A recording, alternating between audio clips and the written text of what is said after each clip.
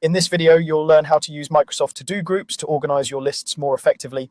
Whether you're on the web, the desktop app, or the mobile app, I'll walk you through the basics and share some tips so everything feels clear and easy to follow. Let's start by opening Microsoft To-Do.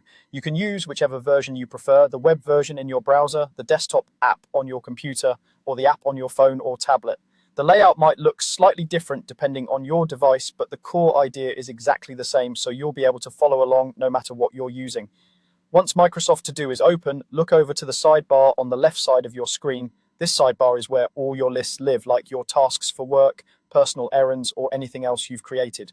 If you're on mobile, this sidebar may be hidden at first. In that case, tap the menu icon to reveal your lists. Near the bottom of that sidebar, you'll see the button you normally use when you want to create a new list, often labeled New List, with a plus sign next to it. What we're interested in is just beside that. Look for a small icon that looks like a folder with a plus sign on it. This is the Create Group icon. It tells Microsoft To-Do that you don't just want another list, you want a container that can hold multiple lists together. Go ahead and click or tap that folder with a plus icon. As soon as you do, Microsoft To-Do will create a new empty group in your sidebar and highlight its name so you can rename it right away. This group is like a folder that doesn't have anything in it yet, but will soon help you keep related lists in one place. Now, type a name for your group. Choose something that clearly describes the lists you plan to keep inside it. For example, if you're organizing tasks around the house, you might call it Home Projects.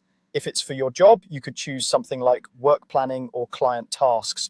The name should make sense to you at a glance so you know what belongs there. After you've typed the group name, press Enter on your keyboard or tap away from the text field if you're on mobile. This confirms the name and saves the group in your sidebar.